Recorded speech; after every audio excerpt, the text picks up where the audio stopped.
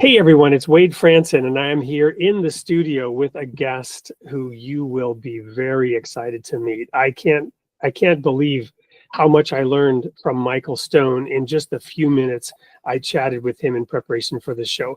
An amazing individual that hails from California, who has a depth of experience across a variety of faith traditions, using the lens of his own personal traumas, which have been substantial and diverse, as a springboard, a door, an opening to spiritual transformation. Welcome to the studio, Michael. Thanks, Wade. It's very good to be here. I'm looking forward to the show. Well, and so am I. And I don't know if I got the sort of intro right, because you shared with me something about AIC fluidity, and it was very deep. Share with the audience what that means. Yeah, well, it's a term we use in trauma healing, and AIC means ancestral, individual, and collective. So in my work, I take a systems approach, an embodied systems approach to integrating and healing trauma. Trauma being wounds from the past that have never been completed. We're carrying them in aftertime as a baggage of our ancestors, of our personal familial life, and of the collective, which is impacting us all the time.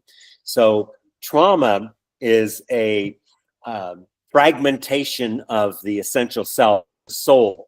So part of our essence gets fragmented because the nervous system, in its amazing intelligence, has been evolving for hundreds of thousands of years to protect us in overwhelming situations.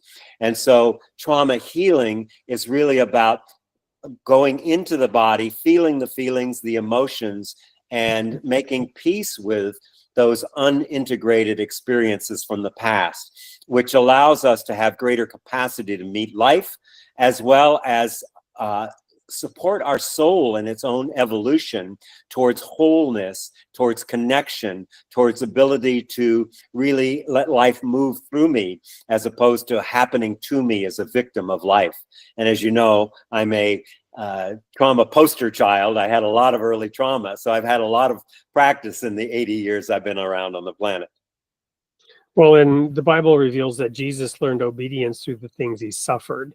And my understanding of prophecy and where we're at right now in the evolution of human spirituality, human consciousness, we are at an inflection point where that emergent evolutionary capacity can deliver what is traditionally called the kingdom of God. But we've got to be working at it as we build these vibrant communities.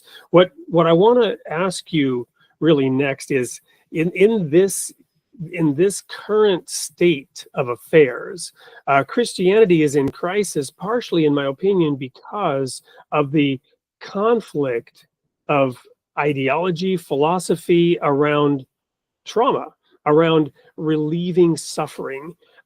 Jesus says that when the Son of Man comes in his glory, Matthew 25, he will judge the nations, and he will judge them based on their ability to deliver basic human decency and rights, water to the thirsty, clothing to the hungry, or to the naked, and visiting the sick, visiting those in prison. At the same time, challenge, stress, tests and trials are part of life, and always, in basic biology, a cell will die if it doesn't have some kind of stress. So how do we resolve that tension?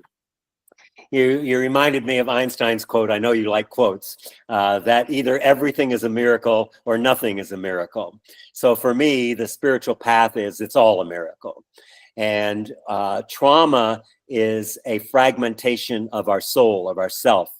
And what happens is that in an overwhelming situation, our essence gets shattered and ends up in the body as either tension or numbness. And most of us, we say, oh, I want to get rid of this fear. I want to get rid of this feeling that I'm not enough, that I'm not good enough. All of these things that hold us back in life for fully expressing ourselves. And we say, I want to get rid of that. But we've already suppressed it in our in the time when it happened. So we're suppressing suppressed parts, and it doesn't work. It doesn't heal trauma. That's why talk therapy doesn't work to heal trauma. You have to go to the body, you have to go to the emotions and rehabilitate our ability to fully feel life. And so trauma integration work is really not pushing something away or getting rid of something. It's not a pathology or a disease. It's an amazing intelligence.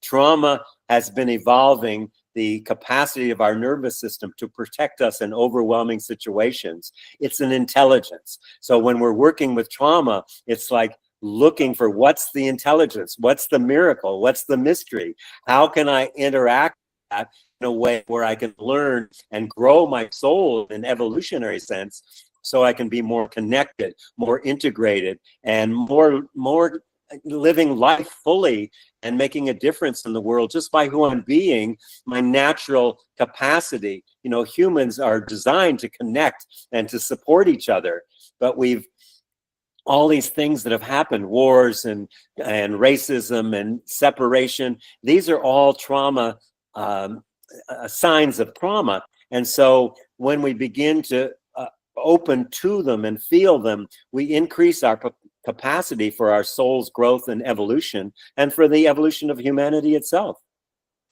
Well, there you have it in a nutshell, in a sneak peek. To get more of Michael Stone, you're going to have to tune in on September 28th, Sunday, 7 a.m. for the live discussion that will go deep into trauma and its spiritual purpose in our lives and in the evolution of our species. Don't miss Created in the Image of God, 7 a.m. Central Time, Sunday, September 28th with Michael Stone. See you there.